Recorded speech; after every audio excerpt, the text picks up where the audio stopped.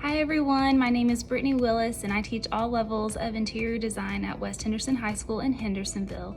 And in this session, I'm going to go over my top 10 favorite hands-on activities for Interior Design 1 or Interior Design Fundamentals. And then at the end, I'll go over how I go about getting supplies and materials for my classroom.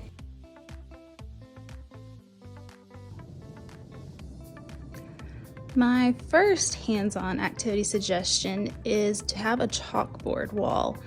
It's basically a big worksheet for Interior Design 1. I don't use it for any other class, but I just painted the back wall black and I got chalk markers and made the basis of the worksheet, like everything I wouldn't want to erase, out of the chalk markers. And then as we finish each topic, my students fill in all the blanks on the wall. And I haven't erased what we did this year, but they can volunteer to fill out parts, or they can use their notes, or they can do it in groups. And it works really well because it's something to do just to kind of fill in time, like at the end of the class period when you're like, okay, well, I have like 5 minutes left. What could I do? This is always a great option, and we always get it filled in. Sometimes I wait until after we've taken the test on a unit, and sometimes I don't. It just depends.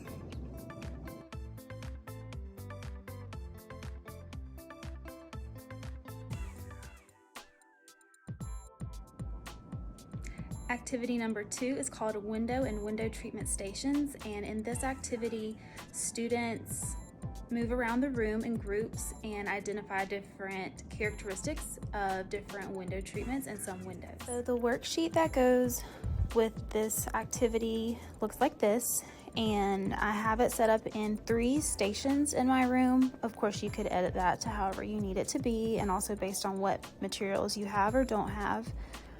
So in the top section of this worksheet, you see it says Station 1, and I have items on the left side of my room that they will have to identify, and then they will give me 1 or 2 characteristics that help them decide that was the correct answer.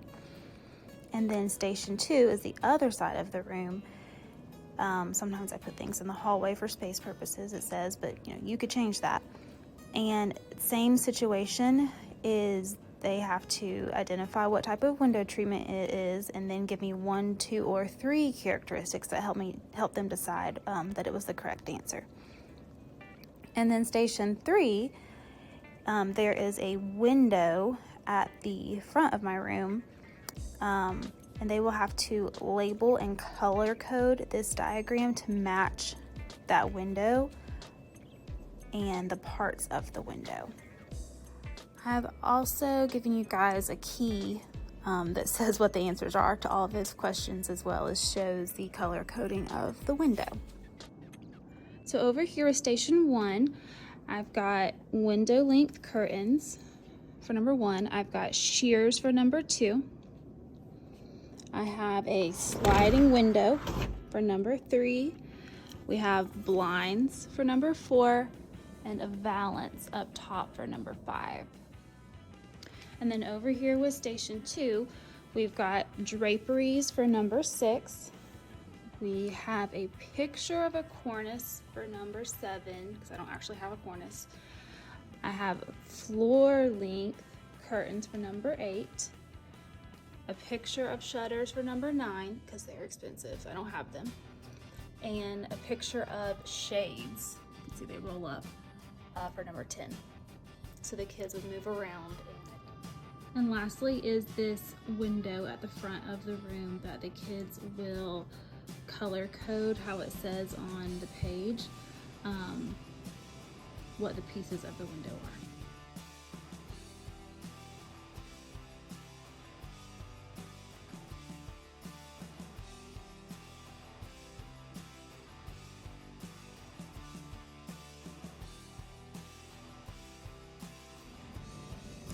Activity number 3 is called Flooring Bags Questions, where kids get in groups and explore different types of flooring in this bag. Here is what the worksheet looks like for flooring bags questions. This is the answer key but there is one that's blank as well. But you can see that they will just go through the bag of flooring and explore the different types, draw some pictures because I feel like that helps them differentiate what each thing is. And they'll make some statements about the different qualities of them. They'll have some opinions. It's a pretty straightforward activity, but they seem to enjoy it pretty well. So I have 2 of these big boxes of bags of flooring like this, like 2 gallon Ziploc bags full of all of the flooring things. And there is a list in each bag of what it should have in it. So there's 12 pieces in each bag. And I've just collected the flooring over a few years, and I will go over where to get everything from later in the video. But to go with the worksheet, there's just a sample of everything they need. Like here's the bamboo, we've got hardwood for when they have to draw the cross section, fossilized hardwood, engineered hardwood, laminate, and vinyl composite tile, cork, ceramic tile. We have sheet vinyl and vinyl tile, and we have cut pile carpet and loop pile carpet. So between all those things, that will give them every answer they need on their worksheet, and they will be able to lay them all out in front of them and see every difference between each type of flooring and discuss it with their classmates.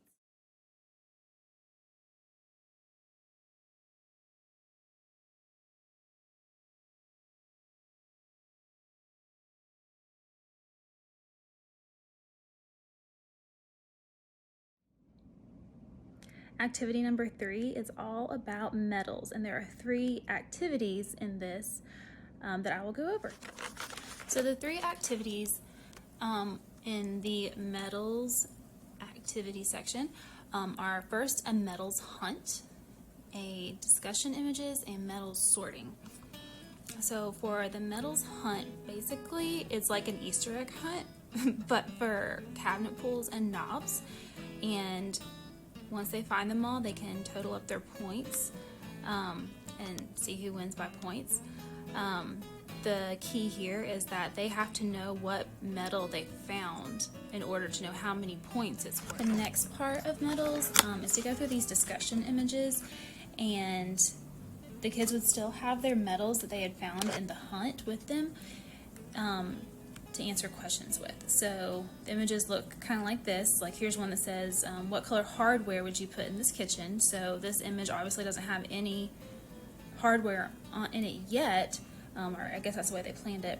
But the kids would need to look at what have they already put in this kitchen and decide what type of metal they think would be best in this kitchen for the hardware. And then the other question that goes with this is, what style of pull from your basket would go in here and why? So this forces them to choose things that are maybe more modern for this kitchen, you know. If they pull out something really intricate and ornate, you know, we might have to have a discussion on like, okay, why did you choose that and what would be some other options? But of course, you know, their classmates will probably beat me to that. So they're all just pictures of furniture or cabinetry that do not have any hardware on them yet. Then there's things like this that says, do the mixed metals work? So that's a discussion. Do you have to choose, if you're going to mix metals, you have to make it work. Personally, my answer is no. Like they have matte black for the lighting fixture and the mirror. They have chrome for their faucet handles, and they have brass for their doorknob, and then they even have some brushed nickel on their shower hinges. So my opinion is no, that does not work. That looks like they just haven't switched everything out yet, but that's a great discussion to have. And the other question of, do you think they were intentional and why? Same thing here and here. And this is obviously a example of when they do work. And same there. And last one on this discussion is, what color of metal mirror would you put over this vanity and why? And then what color of lights would you put over this and why? What color of metal? And they've got the issue of, the hardware on the cabinetry here is black, but the faucets are chrome. So which do you do? Which do you use? Do you mix your metals? Do you switch out your faucets? Do you switch out your hardware? What do you do? So for this metals sorting, the kids have already had their metals hunt, and they've found their metals in like my plants or behind my vases or in their seat or wherever. And now they're going to get in groups with the rest of their classmates so that they've got several metals combined together. And they are going to get some Post-it notes and a writing utensil, 10 Post-it notes, and write each type of metal on a Post-it note like that, matte black, and stick it down to whatever surface they're working on. FYI, a great place to get free Post-it notes is anybody who works at a doctor's office. Like if you have a friend that works at one like I do, I just asked her to save me some Post-it notes from her medical representative people, and I got a bunch. So then they will get together with their group and go through their whole, basket of metals that they found together. And they will sort them out into all the different Post-it notes that they had found. So like the matte black Post-it note, the matte black metals, all of them would go on them. All the ones that everybody in their group found that was matte black would all go on that Post-it note. And that is sorting them out. And that's the end of the activity. It's just talking to your friends and making sure everybody understands what's going on.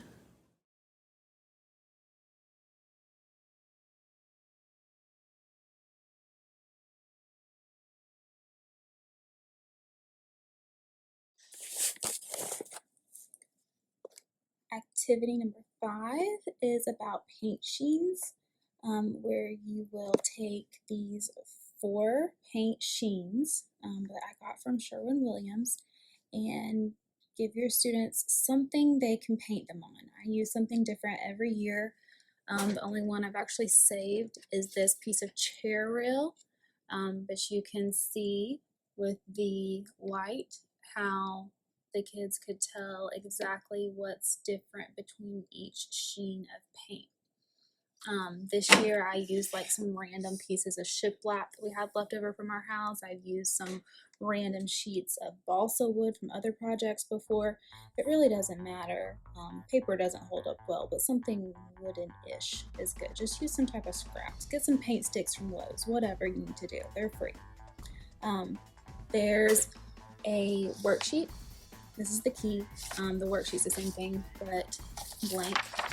If you want them to fill out the information about these sheens for positives and negatives on paper, then you can use this worksheet. I prefer to have them write that information on the back of this piece of whatever wood they use. So they've got it all right here, right there. So they could literally like read the positives, negatives, and where to use the matte paint or flat paint and flip it over and be like, oh, that goes with that thing. They could read the eggshell satin information and then flip it over and understand that that goes with eggshell satin. And then those facts that they're writing down make a little bit of sense, like how we're talking about medium shine. Okay, well, medium shine, it's not as flat as this, but it's not as shiny as semi-gloss and high gloss over here. When we talk about using it for kitchens, bath, laundries, living rooms, hallways, foyers, we talk about those rooms because this is something you may have to clean sometimes. So being able to see that it's kind of shiny, therefore you can clean it a little bit, that makes sense to them. It's right there and they can see it.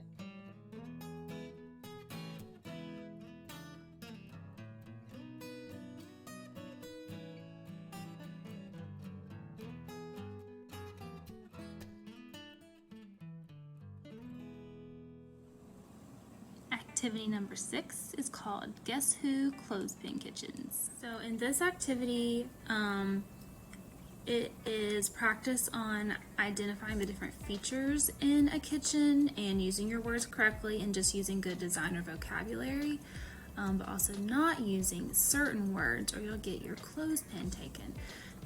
Full instructions are somewhere for you. So it's based off of 2 games. Remember the Guess Who game with like all the little people that you would flip down when you're a kid, and this game that people play at like baby showers where you get clothespins, and every time someone says the word baby, you know, they could steal your clothespin.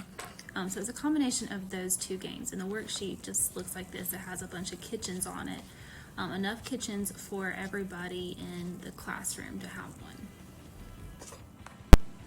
So everyone gets a worksheet, and everyone gets a picture of a kitchen on an index card like this, and it has a number on the back, and the number is just so that they know where to start. So this person that has this kitchen would find the other person with number 4, and they would start asking them questions. So what they would do is they're going to look at their picture of their kitchen, and the partner is going to ask them questions like, does your kitchen have an island? Does your kitchen have pendant lights? Does your kitchen have stainless steel appliances? Does your kitchen have matte black hardware? Does your kitchen have a wood floor? Just questions that would eliminate things. And so, like, if they had said that their kitchen does not have a wood floor, then they would be able to eliminate like all these kitchens with wood floors on them out of the list. So the point is to narrow it down and figure out which kitchen the person you're talking to like actually has, just like on the Guess Who game. And then the kicker, and you can choose to do this or not, is the clothespins thing. So I give my kids a list of words. So what I've done are the words refrigerator, island, kitchen, color, chair, and stool. And if you catch someone saying any of those words, you can take their clothespins. I give each kid 3 clothespins to start with, and I just have them like clip them on their sleeve so they're there and they can just like grab someone's clothespin if they hear them say those words. It just makes it a little more interesting to do it that way.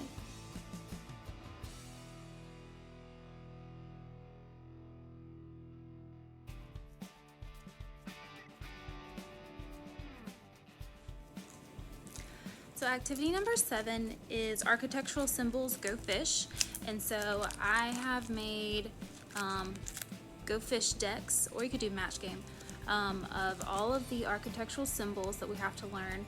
So there's a symbol, but then there's also going to be words that go for each one. So we've got like words for stairs, and then symbol for stairs, for everything.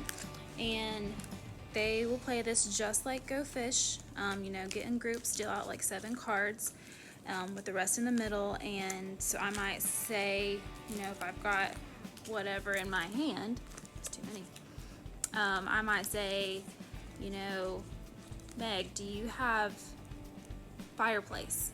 And you don't have to say like symbol or word, it doesn't matter, because they should be looking in their hand for symbol or word. And if they have, you know, maybe the symbol for a fireplace, they would give it to you, and you'd get a match, and you'd put it down. And the kids with the most matches wins that hand. Or if they don't have the symbol or the word, then they would say Go Fish, and you have to draw out of the middle if you've never played Go Fish. And I always get kids who've never played it. It's crazy. But that's a test of, you know, they can't just be looking for the word fireplace. They'd have to be looking for the symbol for fireplace too in order to get it right.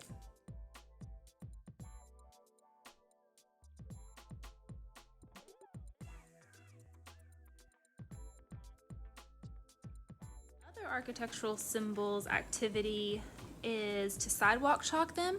So I just have a bucket of sidewalk chalk that seems to last a million years. I've had it since I taught elementary school, like 8 years ago.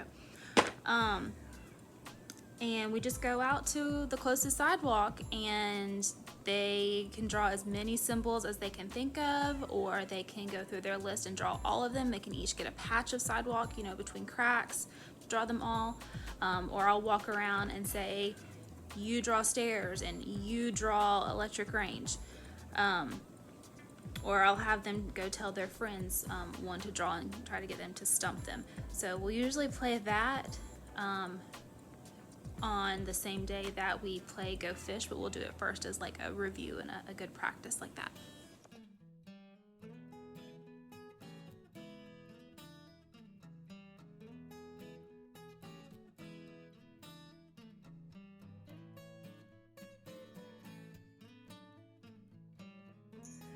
this activity is to create paint bands like you would get at a paint store, like this. But it's an exercise on base hues, tints, tones, and shades. So theirs kind of turn out looking like this, and they've got all their little pages. Their favorite part, I think, is creating the front, and they get to create their own brand of paint. And then on each page, they do base hue, tint, tone, shade of that hue. And they get to name them, and that might actually be their favorite part. And they might get wild and crazy. This one didn't, but like acorn, pancake batter, creamsicle, and then they have to call yellow orange. They have to call their base hue its real name. But that's something they like to do. See, look, they call that one boogers. But they are forced to use the primary colors, black and white. That's it. They have to know how to create each color out of those five, and that's all. So the only other things you would need is poster board, and they'll just cut them all up to the same size, and they'll have a little brad to hold them together, and I let them use my electric hole punch to make sure they get the hole in the same spot on all of their pages, or else they'll kind of get off and be all wonky. I love this project. There's some other cute ones.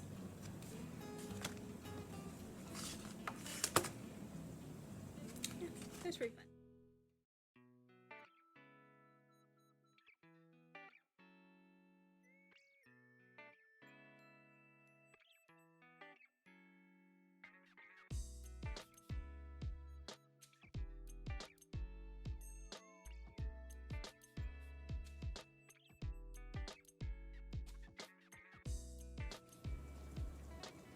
And activity number 10 is finish boards, mood boards, schematic boards, whatever you want to call them, whatever phase of the design process you're in is what it would be called. So I mean things like this. We love to make these in here, and I always get those kids that are like, I took this class just so I could make one of these, and then they love it, and then they're hooked. But where do you get all the stuff that goes on these boards, you know? We only have so much of a budget. So each year I do use some of my budget to get some materials. I've built them up over the years. Like this past year I focused on getting a lot of cabinetry hardware and lights. So I tried to focus on certain materials each year, and it seems to be working out. But a lot of things can be free to get as far as materials. Like I have this entire cabinet of books, of fabric books. All donated to me. Actually for these, I didn't even like go get them myself. A dad of a student who I had taught just emailed me and was like, there's somewhere giving away all these fabric books. You want me to go get them for you? Just because his daughter liked the class and I guess told him that I use stuff like that all the time. And he went and picked them up, and it was literally a truck bed full of boxes of these fabric books. And so I just kept this many because I didn't need them all, and gave them away to other teachers, art teachers, interior design teachers, apparel teachers, who could use them too. But they just end up with me. Right now I've got 4 paper grocery bags of fabric that it just ended up in my classroom one day when I had a sub. I don't even know who they came from. People just know. I've also got this shelving unit of just like random supplies that we always use on finished boards. Most of this, yeah, like 95% of this is free. You know, paint chips, they're always free at Lowe's. We use them for all kinds of things. We've got these little cards of fabric. A mom sent these to me one time and said that she ordered them off of Wayfair, like wayfair.com. Apparently you can order little sample cards like this for free. So she sent me a ton of them. Every time we mount a piece of fabric onto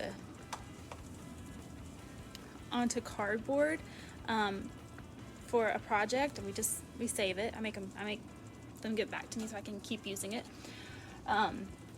Tile, now I bought some tiles, like I know I had to purchase this one with some budget, but this came in a 12 by 12 sheet, and so I could cut it up into like 4 or 6 pieces, and then that's enough for 4 or 6 kids to use.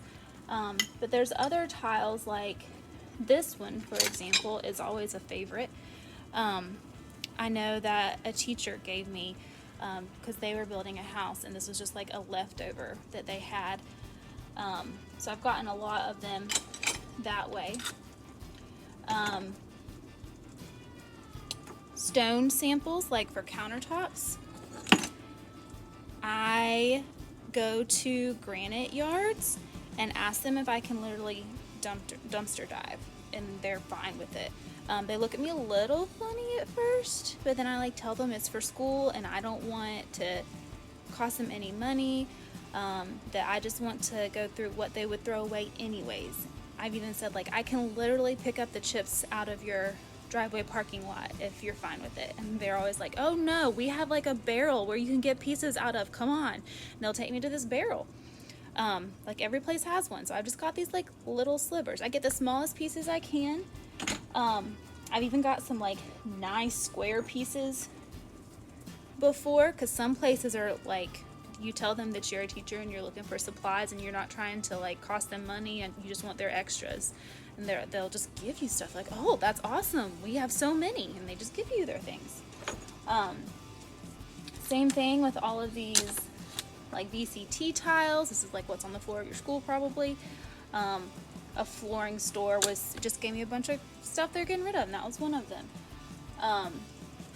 These laminate countertop samples, little laminate ones, they're free at Lowe's. If you just go to the kitchens area, they're usually like in a back corner, but they're free. I have tons of them.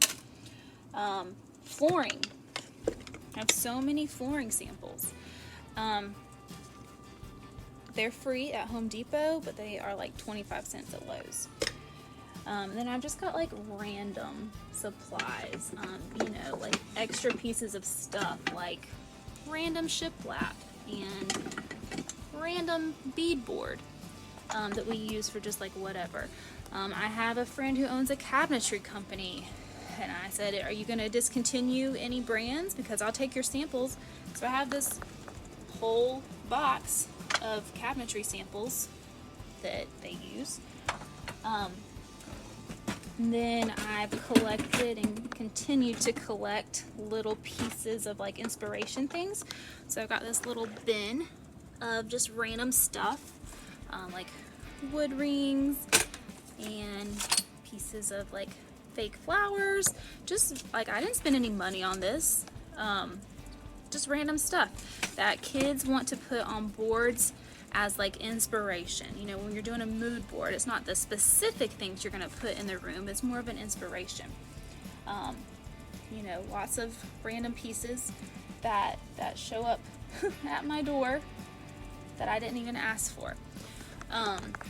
Carpet samples, they're always free at Lowe's and Home Depot. So stocking up a shelving unit cabinetry like this is really not that big of a deal. You just got to go out and do it. And that's what my next set of this recording is going to be about, like me going out and doing that.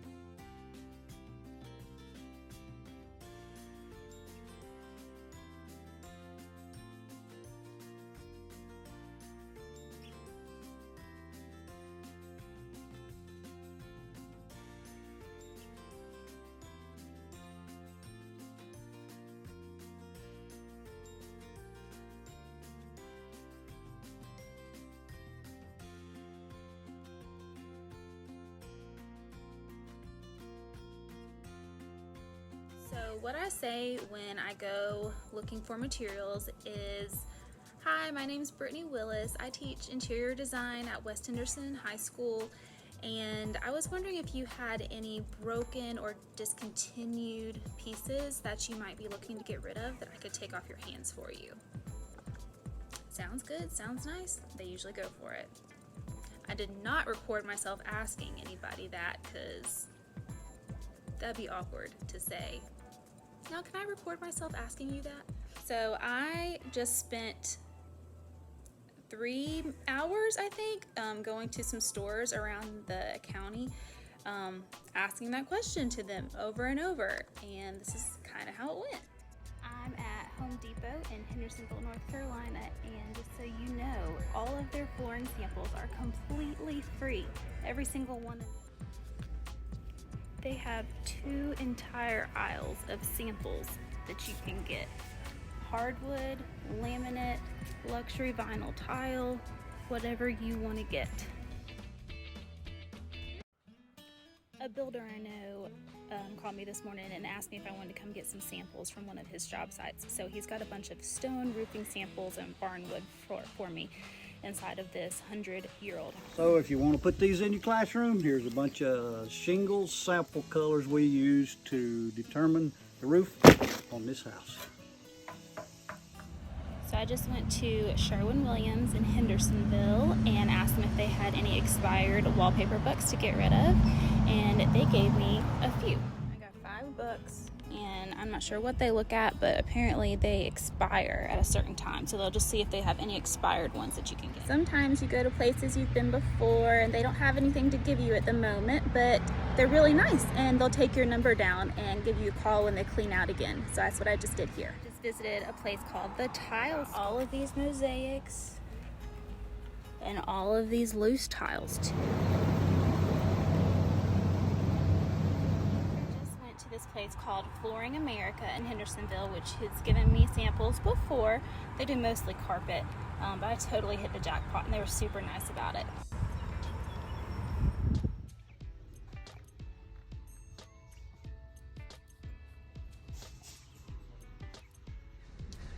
I just went and got several granite and quartzite and quartz samples from Stone Gallery of Western North Carolina, which is in Mills River, and they've given me samples before, but they were super nice. I even told them that I just wanted like the little chunks that you would almost find in the parking lot, and they offered to give me all of these samples that I will show you.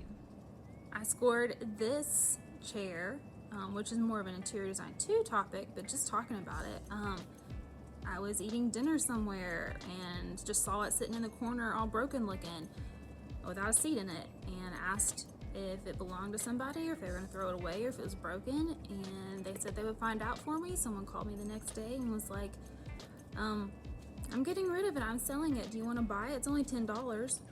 Well, for $10 I can buy that, that's fine. So I got this awesome example of a chair.